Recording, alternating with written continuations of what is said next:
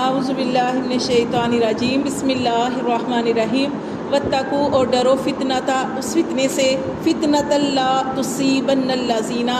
اس فتنے سے، اس آزمائش سے ڈرو یا بچو جو نہیں پہنچے گی مگر ان لوگوں کو، ظالموا، جنہوں نے ظلم کیا، منکم، تم میں سے، خاص کو، جنہوں نے تم میں سے ظلم کیا وہ اس کو ہی پہنچے گی۔ وَاعْلَمُوا، اور جان لو، ان اللہ، بے شک اللہ، شدید العقاب، سخت سزا دینے والا ہے۔ وَاذْكُرُوا، اور یاد کرو، اس انتم، جب تم تھے، قلیل، تھوڑے، مستضعفون، جب تم کمزور جانے جاتے تھے، فی الارض، زمین میں، تخافون، تم ڈرتے تھے، ان یتخطفکم الناس، کہ کہیں اچک نہ لے تمہیں لوگ، فآواکم، تو اللہ فرماتے ہیں ہم نے تمہیں ٹھکانہ دیا۔ اللہ تعالیٰ اپنے احسانات یاد کروا رہے ہیں کہ جب تم کچھ بھی نہیں تھے، جب تم کمزور تھے،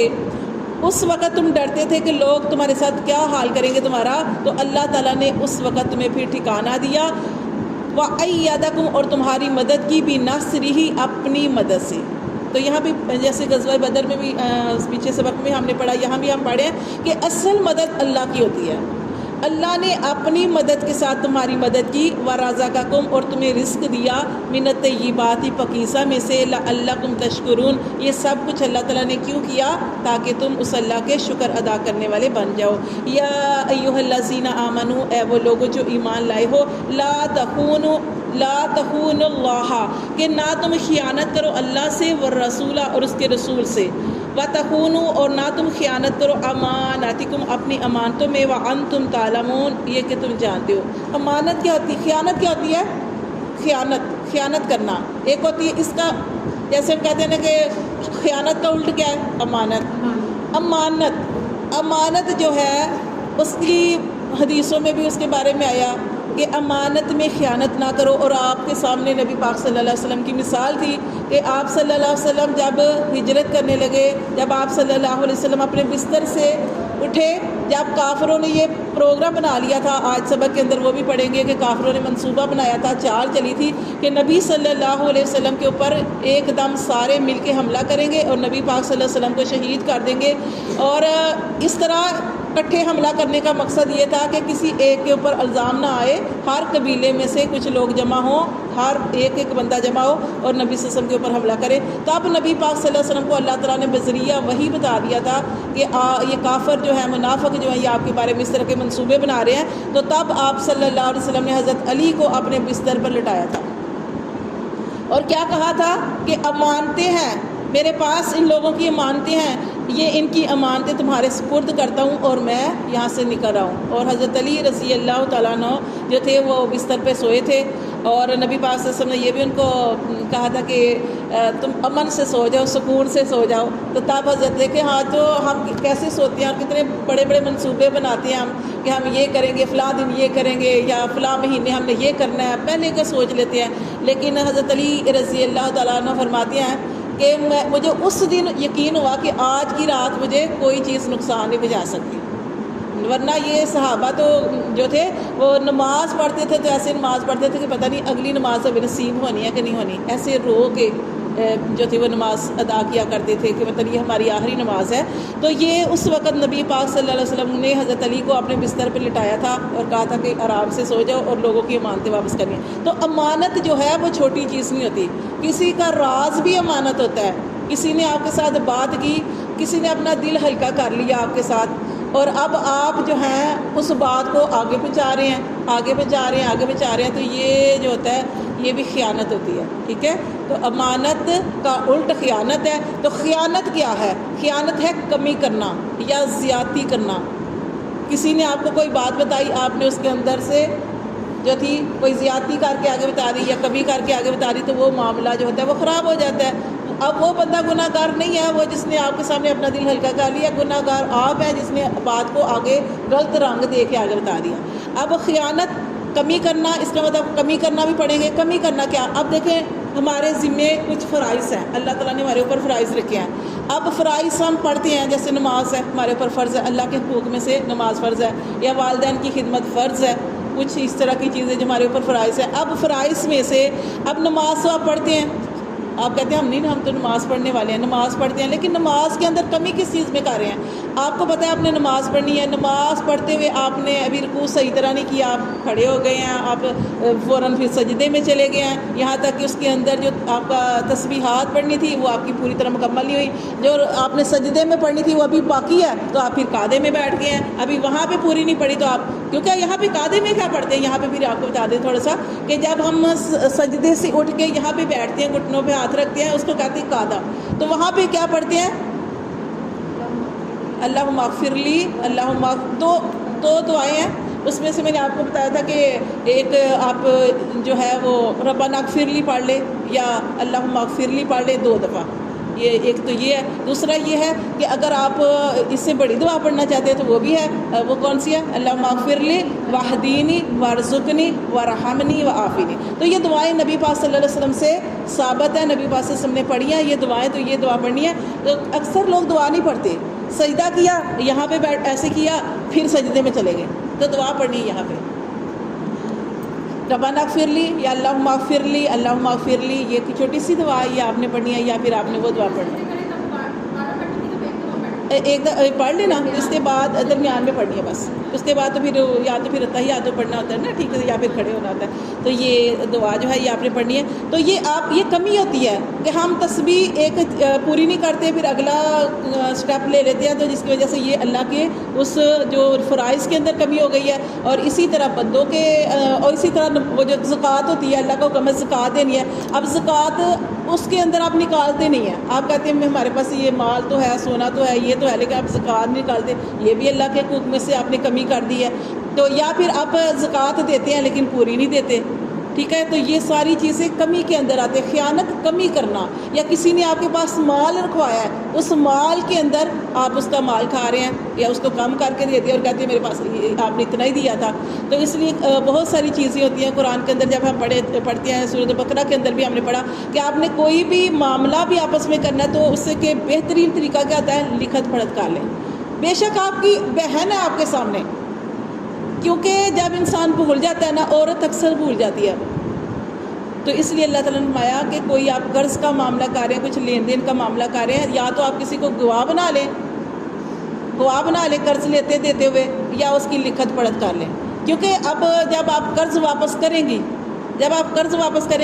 تو آپ ہو سکتا ہے واپس کر لیں، اگلا ہم نہ مانے تھوڑے دنوں بعد کہ مجھے تو دیا ہی نہیں، تو اس سے گواہ بنانے سے کیا ہوتا ہے، جو تیسرا بندہ ہوتا ہے وہ گواہی دیتا ہے کہ نہیں اس نے قرض دیا، یا پھر جو آپ نے لکھت پڑھت کی ہوتی ہے اس سے پھر یہ جو ہوتا ہے نا پتہ چل جاتا ہے کہ ٹھیک ہے، تو یہ سارے معاملے اللہ تعالیٰ فرماتے ہیں کہ اے ایمان والو،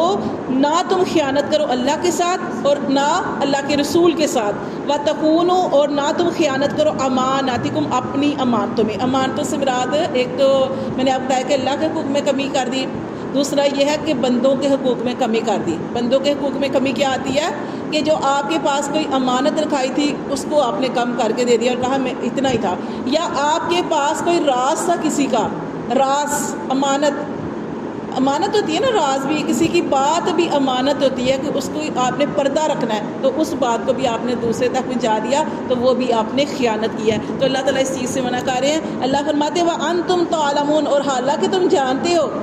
کہ امانت میں خیانت کرنا کتنا بڑا گناہ ہے، تم اس کے بارے میں جانتے ہو، وَعْلَمُوا، اور خوب جان لو، انما بے شک اموالکم، تمہارے مال، واولادکم، اور تمہاری اولادیں، فتنہ و آزمائش ہے۔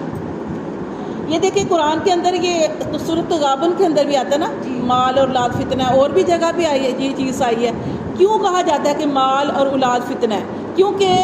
مال جو ہوتا ہے نا ایک انسان کے اندر ہوس، ہرس، لالچ ہوتا ہے، وہ پھر کتنی پیاری مثال جو آپ کو دی جاتی ہے کشتی کی،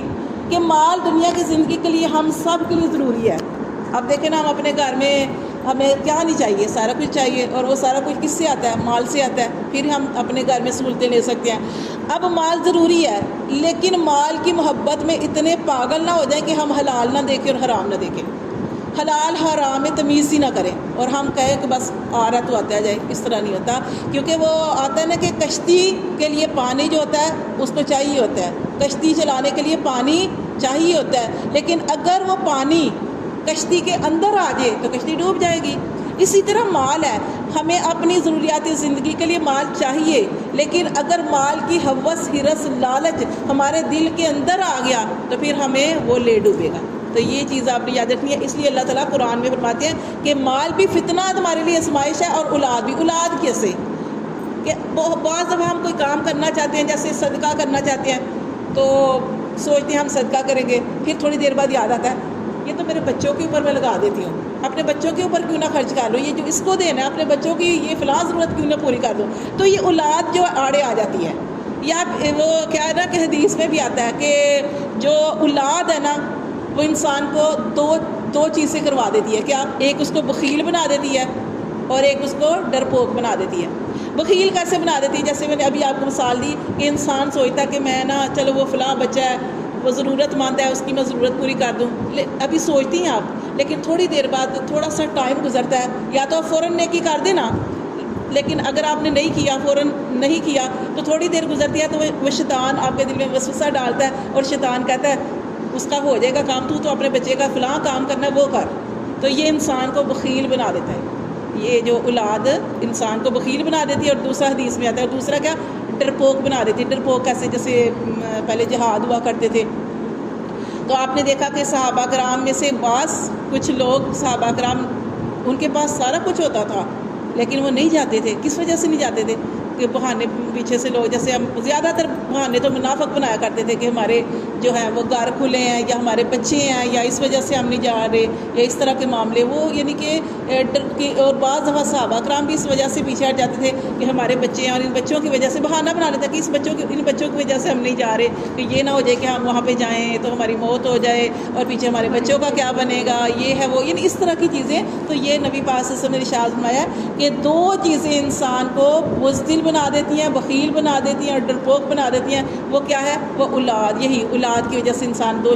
چیزیں اختیار کر لیتا ہے، یا وہ بزدل بن جاتا ہے یا بخیل بن جاتا ہے۔ تو یہ چیزیں جو ہے کہ اللہ تعالیٰ نے فرمایا کہ یہ مال اور اولاد اللہ کی بہت بڑی نعمت ہے، اللہ تعالیٰ نے آپ کو دیا ہے، مال بھی اللہ نے دیا ہے، اولاد بھی اللہ نے دیا ہے، لیکن کیا ہے کہ آپ نے اللہ کا شکر ادا کرنا ہے، اور اپنے جیسے کہ دوسروں کو ترجیح دینی ہے۔ آپ نے دیکھا ایک لڑائی تھی جس کے اندر آپ نے کیا دیکھا کہ ایک صحابی پانی لے کے چلے ہیں کہ شاید اس غزوے میں کسی کو، اس جنگ میں کوئی ایسے زخمی مل جائیں جن کو پانی کی ضرورت ہو تو میں پانی پلاؤں، تو ویسے پانی لے کے چلے، تو آگے جو ان کے عزیز ہی تھے تو کیا کہتے ہیں وہ پانی مانگ رہے تھے۔ جب ان کو پانی پلانے لگے، لیکن آپ کو یہ بتانے لگے کہ اس وقت بھی ایسے صحابہ کرام تھے کہ جان جا رہی ہے، آخری وقت ہے، لیکن اس وقت ترجیح کس کو دے رہے ہیں؟ دوسروں کو، ساتھ والے کو ترجیح دے رہے ہیں۔ وہ پانی مانگ رہے تھے، پانی دینے لگے، کہنے لگے مجھے نہیں دو، اگلے سے آواز آ گئی، وہ ساتھ ہی دوسرے وہ جو تھے زخمی تھے، انہوں نے کہا پانی، تو انہوں نے کہا مجھے نہ دی، ان کو پلا دیں۔ پھر ادھر پانی لے کے گئے ہیں، جب ادھر پانی لے کے گئے تو اس سے آگے آواز آ گئی کہ پانی، تو وہ بھی زخمی تھے، تینوں صحابہ کرام زخمی تھے، اور پلانے والا پہلے ایک کے پاس گیا، اس نے کہا نہیں دوسرے کو پلا دو، دوسرے کے پاس گیا، کہا تیسرے کو پلا دو۔ اس طرح کیا ہوا، جب تیسرے کے پاس گئے تو وہ شہادت ان کو مل چکی تھی، پھر دوسرے کے پاس وہ بھی شہید، پہلے کے پاس آئے وہ بھی شہید، تو تینوں چلے گئے اس دنیا سے، لیکن دیکھیں ان کی یہ چیز کتنی باقی رہی، جذبہ ان کا، یہ قربان کو ختم نہیں کیا۔ ہاں جی۔ تو یہ اللہ تعالیٰ نے جو مال دیا ہے، جو اولاد دیا ہے، یہ اللہ تعالیٰ، یہ اس کے لیے یہ نہیں کرنا چاہیے کہ اب نماز کا وقت ہے تو آپ نماز چھوڑ دیں، بچوں کو راضی کرنے کے لیے بچوں کے پاس بیٹھے ہیں، یا اسی طرح اللہ تعالیٰ نے مال دیا ہے تو صرف اپنے بچوں کے اوپر نہیں لگائے، اگر آپ خرچ کر سکتے ہیں، کسی کی مدد کر سکتے ہیں تو آپ ضرور مدد کریں۔ تو اللہ نے فرمایا کہ یہ مال اور اولاد فتنہ ہے، آزمائش ہے، تم اس کی وجہ سے آزمائے جاؤ گے، وَإِنَّ اللَّهَ، اور بے شک اللہ، عِندَهُ، اس کے پاس ہے،